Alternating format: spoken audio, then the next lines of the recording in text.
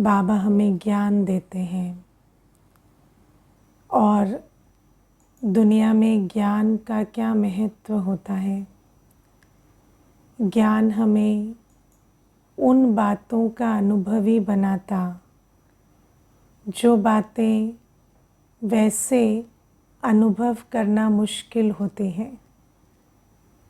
जैसे आप देखो कि हम स्कूल जाते हैं तो हमें हिस्ट्री का, ज्योग्राफी का ज्ञान होता है।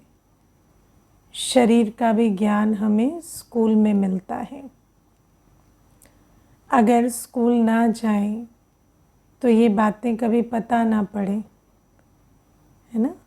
जबकि स्थूल संसार तो दो आँखों से देख भी सकते हैं, कानों से सुनते भी हैं, लेकिन फिर भी समझने के लिए कोई टीचर चाहिए होता है। वरना मनुष्य को कैसे पता चले कि इस सृष्टि में कैसे कैसे स्थान है, क्या यहाँ की हिस्ट्री है, कोई बातें पता ही ना चले। और फिर विज्ञान जब हम पढ़ते हैं तो हमें उन बातों का भी मालूम पड़ता जो दो आँखों से दिखाई नहीं देते, लेकिन जिनको मशीनों के आधार से समझ सकते हैं। अब विज्ञान की पढ़ाई जब तक शुरू नहीं हुई थी तो मनुष्य को कोई बैक्टीरिया या वायरस या बीमारियां किन कारणों से होती, ये बातों की कोई समझ नहीं होते थे। तो ज्ञान हमेशा समझ के लिए आवश्यक होता है, क्योंकि हर बात हम ऐसे ही देखकर सुनकर नहीं जान सकते।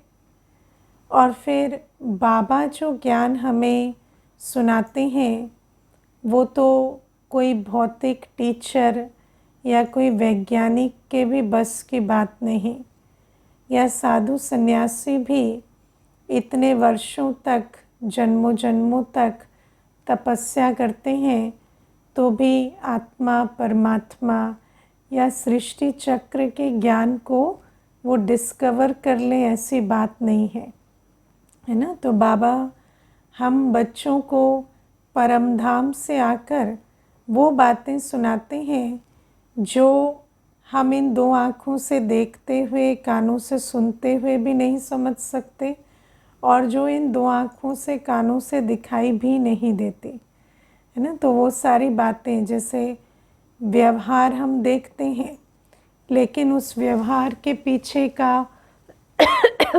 मनोभाव, वो भी हमें जब तक बाबा का ज्ञान ना मिले तो हमें समझ में नहीं आता। अब बाबा आते हैं तो हमें सारा ज्ञान देते हैं, लेकिन फिर उस ज्ञान को हम निश्चय के आधार से धारण करें, फिर उस ज्ञान की धारणा के आधार से हमारी दृष्टि वृत्ति बदले। उस सब बातों में सबसे पहला जो स्टेप है वो है निश्चय का। क्योंकि आप देखो, बाबा जो ज्ञान हमें देते हैं उसका कोई प्रैक्टिकल प्रूफ नहीं है, क्योंकि मनुष्य आत्मा की आज बुद्धि कैसी है, पतित है ना। और हमारी परख, हमारी समझ का आधार बुद्धि है। तो जब हमारी बुद्धि ही पतित है तो हम सत्य ज्ञान को परख या समझ नहीं सकते, है ना। मुझे एक बार किसी ने बहुत अच्छी बात पूछी थी कि अगर शांति हमारा स्वधर्म है तो ऐसा फील क्यों नहीं होता, है ना। सिर्फ शांति में रहने का तो मन नहीं करता। आज तो मनुष्य शांत बैठा है तो फ़ोन उठाकर अपने कानों में, है ना, ईयर प्लग ठूस कर और सारे टाइम आवाज़ जैसे क्रिएट करता है। तो अगर उसका शांति स्वधर्म है तो वो ऐसा क्यों करता है। तो मैंने कहा क्योंकि अभी हम स्वधर्म में नहीं है ना, और जब हम स्वधर्म में है ही नहीं, हम स्वधर्म से दूर आ गए हैं, तो इस समय पर ये समझने के लिए भी कि बाबा जो कहते हैं शांति या पवित्रता हमारा स्वधर्म है, उस बात को समझने की बुद्धि भी हमारे पास नहीं है, क्योंकि वो बुद्धि जिससे हम समझते हैं वो भी पतित हो गई है ना। इसीलिए बाबा जब ज्ञान देते हैं हमें, तो उस ज्ञान को समझना, धारण करना एक तकदीर की सब्जेक्ट हो जाती है क्योंकि जिसकी तकदीर में होता उसी को समझ आता है, क्योंकि ऐसा कोई लॉजिक तो है नहीं जिससे आप किसी को समझा दें कि भाई है ना, कोई आर्ग्यूमेंट करके, डिबेट करके किसी को सिद्ध कर दें, क्योंकि सिद्ध करने वाला और जिसको सिद्ध कर रहे हैं वो भी जो आत्मा है, उनकी भी बुद्धि आज कैसे है, बुद्धि तो पतित है। तो पतित बुद्धि से सत्य ज्ञान को कैसे सिद्ध करेंगे, और पतित बुद्धि वाला उस सत्य ज्ञान को कैसे धारण करेगा। तो ये बड़ा एक चैलेंज है ना, जैसे जिसको हम दुनिया में Catch-22 कहते हैं कि ज्ञान पवित्र सत्यता का है और बुद्धि जो है पतित है, तो उस सत्य ज्ञान को पतित बुद्धि में धारण करना, कराना एक बहुत पुरुषार्थ की बात होती है, या तकदीर की भी सब्जेक्ट होती है।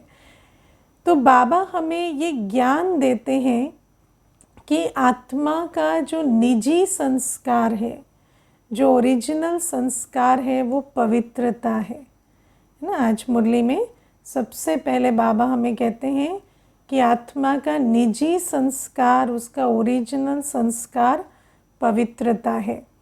अब पतितपना तो रग रग में है दृष्टि में है, वृत्ति में है, हॉर्मोन्स में है, केमिकल्स में है, हर चीज़ में, बुद्धि में है। अब ऐसे में इस बात को समझना कि पवित्रता हमारा निजी संस्कार है, इसके लिए भी, इस धारणा के लिए भी बहुत योग बल चाहिए, क्योंकि जितना हम बाबा की याद में बैठते हैं, बुद्धि पवित्र बनती है, तब ये धीरे धीरे बात समझ में आती है। तो बाबा कहते हैं कि हम बच्चों का जो ओरिजिनल या निजी संस्कार है वो पवित्रता का है। मूलतः काम, क्रोध, लोभ, मोह, अहंकार का मुझ आत्मा के अंदर है ना, मुझ आत्मा को इन बातों के कोई आकर्षण नहीं होने चाहिए। मुझ आत्मा के लिए जैसे ये बातें पराई हैं, ये स्वधर्म नहीं है मेरा। तो ये जो बात है, अब आप विचार करना कि आपको कैसे समझ में आता है कि पवित्रता सचमुच हमारा स्वधर्म है। क्योंकि आप देखो, पवित्रता स्वधर्म है या पवित्रता सुख शांति की जननी है, या पवित्रता में सुख और शांति का अनुभव समाया हुआ है, या पवित्रता मेरी स्थिरता की अवस्था है। क्योंकि जो बात ओरिजिनल होती है, उस ओरिजिनल बात में जब हम स्थित हो जाते हैं, अगर निजी संस्कार पवित्रता है और हम पवित्रता में स्थित हैं, तो हमें कभी अपवित्रता की खींच नहीं होगी, है ना। लेकिन ये उस अनुभव तक पहुंचने के लिए हमें क्या करना पड़ेगा, पहले पवित्र बनना पड़ेगा क्योंकि पवित्रता का अनुभव कैसा है, पवित्रता की प्राप्ति क्या है, या पवित्रता और अपवित्रता में अंतर क्या है, उस बात को अनुभव करने के लिए भी हमें पवित्र बनना पड़े। क्योंकि जब तक हम पवित्र बनते नहीं, जब तक एक्सपेरिमेंट नहीं करते, एक्सपीरियंस नहीं करते, तो ये बात सिद्ध कैसे होगी। अपने आप को भी सिद्ध करने के लिए हमें एक्सपेरिमेंट करना पड़ेगा कि चलो बाबा कहते हैं कि पवित्रता मेरा निजी संस्कार है, तो मैं बीड़ा उठाऊं और काम, क्रोध, लोभ, मोह, अहंकार के तूफानों से ऊपर उठकर अपनी पवित्रता की अवस्था में बैठकर हर कर्म करूं। तो ये जो बीड़ा है ये उठाना पड़ेगा। क्योंकि क्या होता है कि जब हम कोई कर्म बहुत समय तक करते हैं ना, तो वो जो हैबिट बनती है, वो जो संस्कार बनता है, वो संस्कार ऐसा प्रतीत होने लगता है कि ये तो जैसे मेरा निजी संस्कार है, जिसको हम कहते हैं जो हैबिचुअल है वो नेचुरल लगने लगता है ना। क्योंकि आप देखो इंग्लिश में बहुत अच्छी ये बात कही जाती है, हैबिट इज सेकेंड नेचर। तो जब कोई संस्कार बन जाता है तो वो जैसे एक नेचर की तरह, हम लोग कहते हैं ना ये मेरी नेचर है। क्यों? क्योंकि नेचुरल नहीं है, लेकिन वो संस्कार इतना पक्का बन गया है कि अभी ऐसा लगता है जैसे वो मेरे नेचर ही हो। उस नेचर में और अर्जित संस्कार में अंतर करना बहुत मुश्किल हो जाता है ना। जैसे मुझे किसी ने एक बार कहा कि विकारी बनना तो नेचुरल है ना, और जब हम निर्विकारी बनते हैं, जब हम काम विकार से भी छूटना चाहते हैं, तो हमें इतनी कष्ट क्यों होता है शरीर में, है ना। क्योंकि नेचुरली तो सहज रूप से पवित्र नहीं बनते, काम विकार भी छोड़ते हैं, तो कितना सारा जैसे मनसा में तूफान आते हैं, कितना शरीर के रूप से भी विड्रॉल होते हैं। तो वो मुझे पूछ रहे थे कि ऐसा क्यों होता अगर ये नेचुरल है। तो मैंने कहा वैसे तो जो शराब पीता है, तो वो व्यक्ति अगर 15 वर्ष शराब पीता है तो फिर वो उसको छोड़ता है, तो उसका मनसा और उसका शरीर दोनों उसका साथ थोड़ी देते हैं। लेकिन इसका मतलब ये निष्कर्ष थोड़ी निकाल लेना चाहिए कि फिर शराब पीना नेचुरल है। फिर तो हम ये कहेंगे ना कि शरीर का प्राकृतिक नेचर ही शराब पीना है, इसीलिए तो वो छोड़ रहा है, तो उसे तकलीफ़ हो रही है। मैं आपको अभी इसमें एक बहुत अच्छी बात बताती हूँ। मुझे किसी ने किसी की बात सुनाई थी कि उस भाई ने 2 वर्ष चीनी नहीं खाई, प्रोसेस शुगर, है ना। तो चीनी नहीं खाई, तो उन्होंने जब 2 वर्ष के बाद चीनी का टेस्ट लिया तो उन्होंने कहा कि मुझे टेस्ट अच्छा नहीं लगा। तो वैसे तो मेरी चीनी प्रिय होती थी, लेकिन 2 साल जब छोड़ दिया तो वो चीनी का स्वाद मुझे अच्छा नहीं लगा। तो ये बहुत जैसे एक विचारणीय बात है कि वैसे तो सतयुग में कोई प्रोसेस शुगर थोड़ी होगी। अभी जो चीनी जो बनती है ना, फलों में तो फलों में तो चीनी प्राकृतिक होगी, लेकिन ऐसे जो अभी चीनी बनाते हैं ऐसे चीनी थोड़ी होगी। तो ये जो प्रोसेस शुगर है, ये तो वास्तव में क्या है, ये तो एक बनाई हुई चीज़ है, कोई प्राकृतिक तो नहीं है ना। तो वो जो अप्राकृतिक है, अगर हम उसे छोड़ देते हैं और इतने लंबे काल तक छोड़ते हैं, तब हमें पता चलता है कि इसका स्वाद तो मुझे अच्छा भी नहीं लग रहा। लेकिन जब तक उसको लेते रहते हैं तो हम कभी सोच भी नहीं सकते कि कभी हमें चीनी का स्वाद नहीं अच्छा लगेगा, है ना। तो ये कितनी वंडरफुल बात है। और जिस दिन मैंने वो बात पढ़ी तो मेरा बहुत विचार चला इस बात पर। और सचमुच जब हम पवित्रता की राह पर चलते हैं, जब हम पवित्र बनते हैं, जब काम जीत क्रोध पर जीत पाते हैं, तब धीरे धीरे वो अनुभव में स्थित होते हैं कि हमें जैसे काम विकार और क्रोध ऐसे लगते हैं कि सचमुच ये तो कोई दूसरी चीज़ है, ये तो हमारा हिस्सा कभी हो ही नहीं सकते। या उन बातों की तरफ आकर्षण तो छोड़ो, लेकिन जैसे संपूर्ण वैराग्य हो जाता। लेकिन बहुत काल तक जब पवित्रता का पुरुषार्थ करें तब, तो बाबा हमें कहते हैं कि ज्ञान के आधार से कि पवित्रता तो मेरा निजी गुण है, निजी संस्कार है, इस आधार से मुझे अब हर प्रकार के पतित पने को छोड़ पवित्र कर्म कर पवित्रता के संस्कार को फिर से जैसे इमर्ज करना पड़े।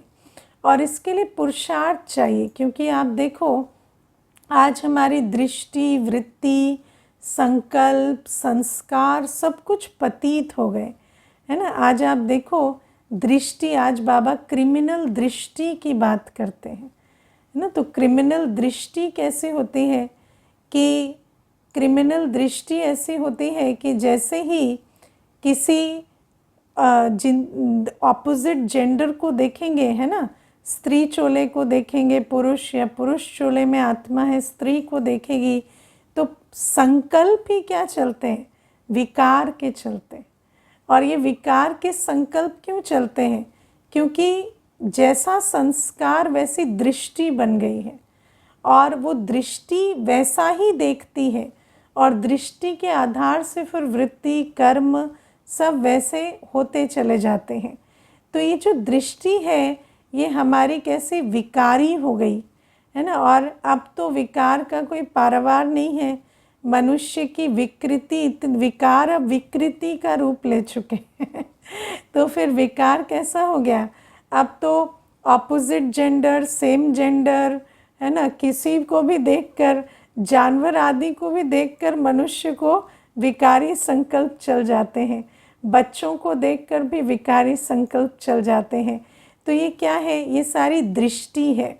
और ये दृष्टि कैसे बनती है, जो हम देखते हैं, जो चीज़ें हम देखते हैं, वो जो हम सुनते हैं, जो हम सीखते हैं, समझते हैं, उस आधार से हमारी बुद्धि और दृष्टि बनती जाती है। जैसा हमारा दृष्टि का सेवन है, जो बातें हम सुनते हैं, जिस हम समाज में रहते हैं, जिस प्रकार की हम खबरें सुनते हैं, वो सारी बातें हमारी बुद्धि में जाती हैं। इन्फॉर्मेशन बुद्धि में गई, दृष्टि का हिस्सा बन जाती है। आप विचार करो, जब आप कोई न्यूज़ सुनते हो, है ना, किसी के भी विकृत व्यवहार की न्यूज़ सुन रहे हो, ऐसी न्यूज़ जिसको पहली बार आप सुनते हो तो आपको जैसे विश्वास भी नहीं होता कि मनुष्य इतना गिर गया या ऐसे कर्म कर लिया। लेकिन आप विचार करो, जो बात आपने कभी कल्पना में नहीं लाई थी, कभी जिस बात का चित्र आपकी बुद्धि में बना नहीं था, वो खबर सुनकर, देखकर आपकी बुद्धि में पहली बार वो चित्र निर्माण होता है। पहली बार आपकी बुद्धि में वो कल्पना आती है, जिस कल्पना को आप कहते हो ये तो अकल्पनीय है, वो बात आपकी बुद्धि में पहली बार चित्र बनाती है। और जैसे ही वो बात आपकी बुद्धि में गई, वो बात आपकी भी दृष्टि वृत्ति का हिस्सा बनती जाती है। ये बड़ी रोचक बात है कि जिन बातों को हम कहते हैं ये कोई दूसरा ऐसा कैसे सोच सकता है, लेकिन जब आप उसकी सोच के बारे में सोचने लगते हो तो आपने भी वो सोच लिया जो आपने कभी नहीं सोचा था, और वो सोच आपकी बुद्धि को भी परिवर्तन करने लगती है। और इस प्रकार से जिन बातों की हम कभी कल्पना नहीं करते थे, जहाँ हमारी बुद्धि जिन बातों में कभी जाती भी नहीं थी, वो बातें हम सोचते, देखते, कल्पना करते, हमारे विजुअल में आती जाती हैं। बुद्धि तो चित्र से देखती है, चाहे वो शब्द चित्र कोई खींच रहा हो, चाहे आप दृश्य देख रहे हो, वो सारी बातें बुद्धि में जाती हैं और फिर वो हमारी दृष्टि का हिस्सा बनती जाती हैं। और हमारी दृष्टि भी उतनी ही विकारी बन रही है जैसे हम खबरें सुन रहे हैं, जैसे हम बातें देख रहे हैं।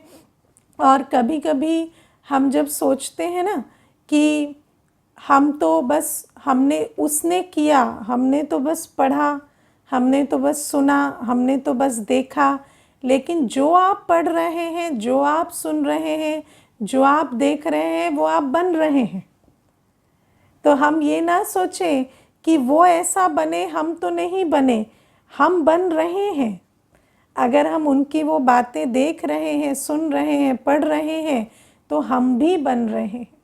और वो जो सारी बातें आप सोचो, जो शब्द आप कभी सोचते नहीं थे बोलने के, या जो शब्द आप पहली बार सुनते थे तो आपको ऐसा लगता था ये कैसी भाषा है, कोई कैसे कह सकता है ऐसी बातें, वो शब्द आज सुनते सुनते कानों को नॉर्मल लगने लगे। आज वो शब्द हम चारों तरफ सुनते हैं और हमें बहुत नॉर्मल लगते हैं, और कभी कभार अपने मुख से भी निकल जाते हैं। तो बाबा कहते हैं ये जो दृष्टि वृत्ति है ना, ये क्रिमिनल दुनिया में, विकारों की दुनिया में जैसा जैसा हम देखते, सुनते, पढ़ते जाते हैं, जिन बातों को हम रोज़ समाज में, है ना, जिनको हम नॉर्मल, नेचुरल समझते हैं, वो बनती जाती हैं और हर विकृति धीरे धीरे नॉर्मल बनती जाती है। आज आप देखो, मनुष्य जिन बातों को कहता था कि ये तो साइकोलॉजिकली डिस्टर्ब्ड है, आज हम कहते हैं अच्छा ये तो सभी के अंदर है। ये बातें क्यों होने लगी? क्योंकि ये जो सारी देखना, सुनना, पढ़ना, हर एक जो कर रहा है वो बनता चला जा रहा है। तो बाबा कहते हैं ये दृष्टि है। फिर आप देखो, विकारों की ये जो दृष्टि है ये कई प्रकार से जैसे व्यक्त होती है। आप विचार करके देखो, कोई व्यक्ति है, अगर वो कमा रहा है तो वो सेटल है ना। जैसे ही वो कमा रहा है हम कहेंगे वो तो सेटल हो गया। अगर वो पुरुष चोले में है और अगर वो स्त्री चोले में है तो वो कमा रहा है और शादी कर लिया तो सेटल हो गया, और अगर शादी नहीं हुई तो सेटल नहीं हुआ। देखो, मुझे ना एक बार एक माता कहती, एक कन्या को दिखा के, कितनी उदास रहती है ये। तो मैंने कहा मुझे तो नहीं लगती, बाकी ऐसा क्यों कह रहे हो आप?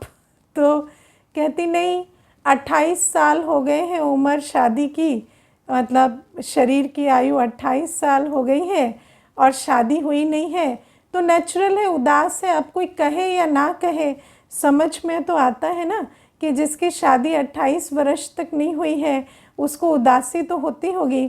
तो मैंने कहा इतने समझदार हो आप कि आपको उसकी उदासी व्यक्त भी नहीं हो रही, पर आपको नज़र आ रहा है कि उदास ही होगी, 28 साल हो गए शादी नहीं हुई तो।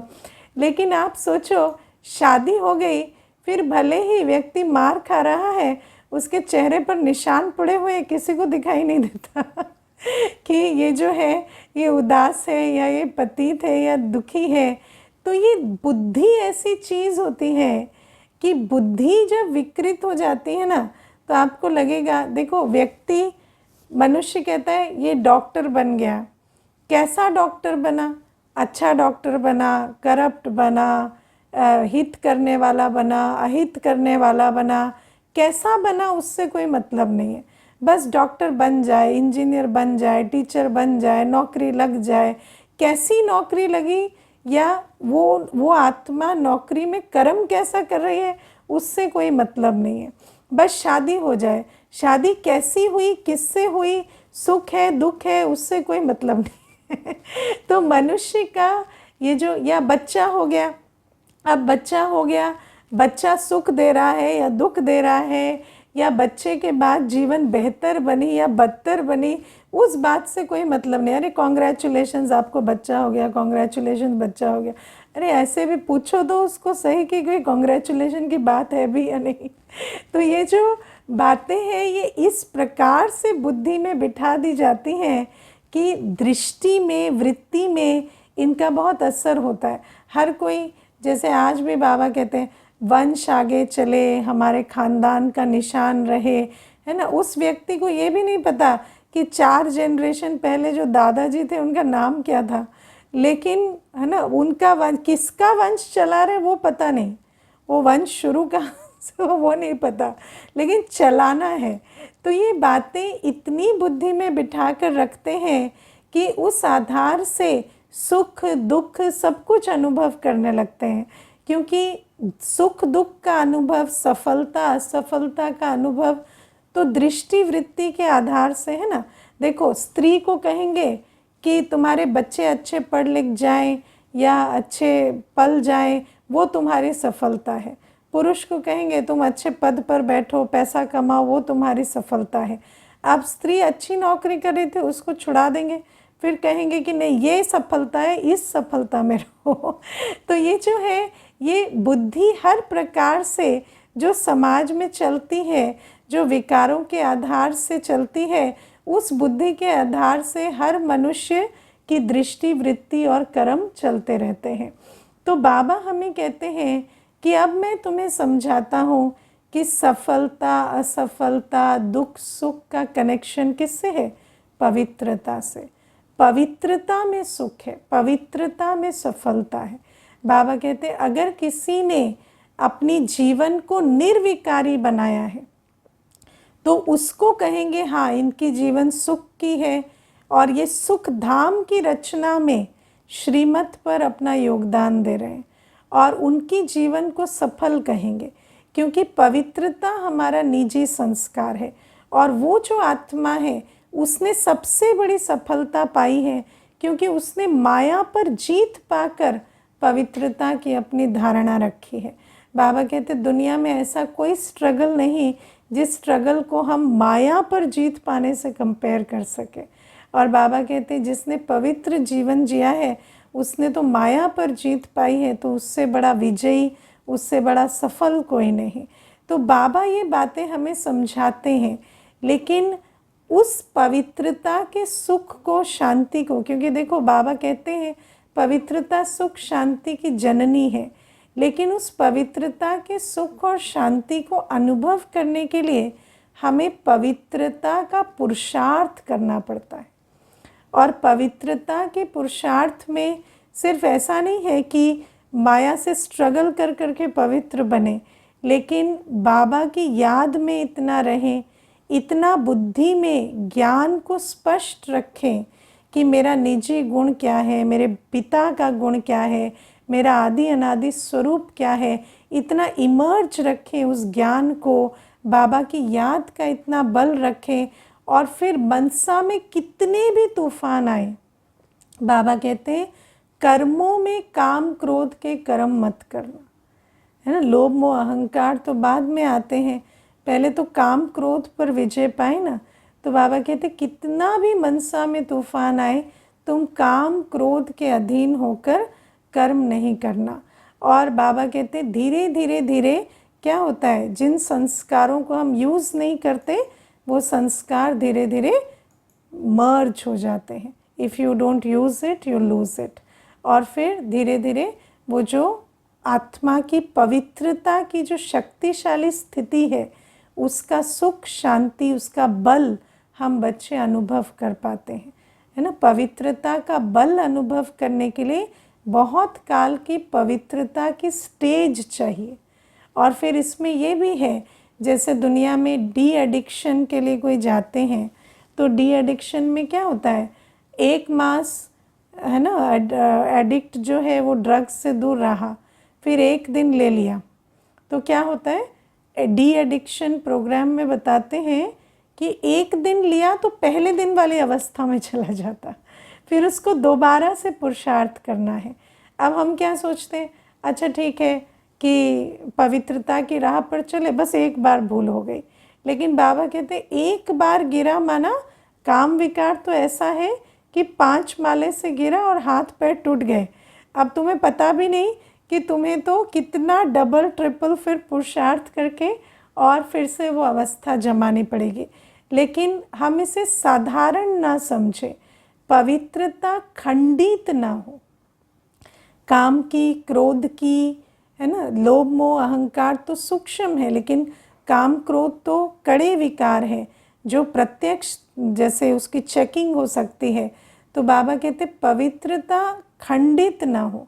अगर पवित्रता खंडित होती है तो फिर से उतना ही पुरुषार्थ कर कर उस अवस्था तक आना पड़ेगा। इसीलिए तो हम कहते हैं ना, कई बच्चे कहते हैं हम तो 10 साल से पवित्र रहते हैं, बस 2-4 बार गलतियां हुई या 10 बार हुई या 50 बार हुई, लेकिन उसके अलावा हम पवित्र रहे। लेकिन क्या हुआ, वो बल जमा नहीं हुआ। जो पवित्रता का बल जमा होना चाहिए वो तब होता जब निरंतर पवित्र रहते, बहुत काल की अवस्था जमा होती। और बाबा कहते फिर उस अवस्था, वो जो सुखमय शांतमय अवस्था है, उसको आत्मा जब चख लेती ना तो उसको पता चलता है अच्छा सतयुग में हम कैसे थे। और आप देखो आत्मा के सर्वगुण सर्व शक्तियाँ, उनका आधार क्या है, ये पवित्रता। जब हम निर्विकारी बनते हैं, संपूर्ण निर्विकारी, तब जाकर हमारे सर्वगुण सर्व शक्तियाँ इमर्ज होते हैं। आज आप सोचो, हम सुनते हैं कि सतयुग में वज़ीर की आवश्यकता नहीं होती, इतनी परख शक्ति निर्णय शक्ति राजा में होती है। लेकिन वो परख शक्ति निर्णय शक्ति इमर्ज कब होगी? जब इतनी बहुत काल की अखंड पवित्रता हो। तो संगम युग में भी आप देखो, दादियों में, बाबा में, मम्मा में क्या विशेषता थी? वंडरफुल परख शक्ति निर्णय शक्ति, है ना। वंडरफुल परख शक्ति निर्णय शक्ति। ऐसे ऐसे निर्णय, कहाँ किसको किस प्रकार से किस सेवा में बिठाना है, किस प्रकार से कौन सी सेवा कैसे होगी। इतना बड़ा यज्ञ, आज 140 देशों में सेवाएं होती हैं, तो वो किस आधार से हुआ? पवित्रता के आधार से। कोई MBA की डिग्रीज नहीं है यहाँ पर है ना, या कोई दुनिया के हिसाब से कोई लौकिक अनुभव नहीं है कि हमने तो 5 बड़ी कंपनी में CEO का काम किया है, ऐसा तो नहीं है ना। तो वो जो सारी डिसीशन मेकिंग होती है वो किस आधार से होती है? वो पवित्रता के बल से होती है। तो बाबा कहते, चाहे वो स्नेह स्वरूप होना हो, रहम दिल होना हो, अथक होना हो, चाहे वो परख शक्ति निर्णय शक्ति की बात हो, चाहे बड़ी सी बड़ी बात को सहकर नथिंग न्यू कह देना हो, वो सारी शक्तियाँ इमर्ज होती हैं जब हम पवित्रता की धारणा पर पक्के रहते हैं। और बाबा कहते हैं, संकल्प मात्र भी, स्वप्न मात्र भी जब हम काम क्रोध में, है ना, नहीं जाते और इन विकारों से अपने आप को उपराम रखते हैं, तब हमारे अंदर वो जो दैवी अवस्था है, सर्वगुण संपन्न 16 कला संपूर्ण की अवस्था, वो धीरे धीरे इमर्ज होने लगती है। तो बाबा इसीलिए हमें कहते हैं कि ये समझ रखकर, ये ज्ञान रखकर कि पवित्रता मुझ आत्मा का निजी संस्कार है। क्योंकि अनुभव में ऐसे नहीं आता। अनुभव में तो जब पवित्र बनेंगे तब आएगा ना, पवित्र बने बिना तो अनुभव में नहीं आएगा। लेकिन निश्चय रखकर कि ज्ञान सागर, सत्यता का सागर जो बात कहते हैं, उस पर कम से कम हमें एक्सपेरिमेंट तो करना चाहिए, उस पर हम टेस्ट तो करें कि सचमुच इस संस्कार से हमारे को क्या प्राप्ति होती है, और कम से कम एक जन्म तो हम बाबा को दें ऐसा क्या है, भगवान के नाम पे भी एक जन्म दे देंगे तो क्या चला जाएगा हमारा, है ना। मुझे याद है, एक बहुत बड़े साइंटिस्ट थे, उन्होंने बहुत अच्छी बात कही थी कि अगर भगवान है, अगर भगवान नहीं है और मैं उन्हें मानता हूँ तो मेरा कोई नुकसान तो नहीं होता लेकिन अगर वो है और मैं ना मानूं तो मेरा कितना नुकसान हो जाता है ना। तो ये बहुत अच्छी बात है, इसको विचार करना चाहिए कि एक पवित्र जीवन जीने में हमारा जाता क्या है? जाता तो कुछ नहीं है ना। और अगर जो बात बाबा कह रहे हैं, जब उस बात के अनुभव पर आएंगे तो हमें पता चलेगा कि ये पवित्रता तो हमें विश्व का मालिक बनाने वाली थी और हम इसके लिए इतना आनाकानी कर रहे थे। लेकिन शुरुआत कैसे हो? क्योंकि पहले पहले तो उतनी अवस्था एकदम से तो वो प्राप्ति नहीं दिखती ना। तो पहले पहले तो हमें यही निश्चय रखना पड़ता है कि अगर बाबा कह रहे हैं तो चलो बाबा की श्रीमत पर मुझे पवित्र रहना है। और फिर धीरे धीरे तो पवित्रता का बल और फल भी हमें आगे बढ़ने के लिए जैसे प्रेरणा देता है। तो बाबा कहते हैं ये तुम्हारा निजी संस्कार है। और बाबा कहते हैं अब तुम्हें प्रतिज्ञा करनी है बाप से कि हम क्रिमिनल दृष्टि नहीं रखेंगे।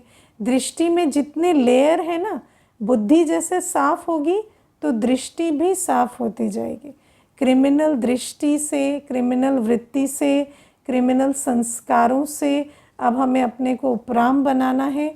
हमें पवित्र बन पवित्र दुनिया की स्थापना करनी है। ये प्रतिज्ञा हम हर एक बाबा से करें।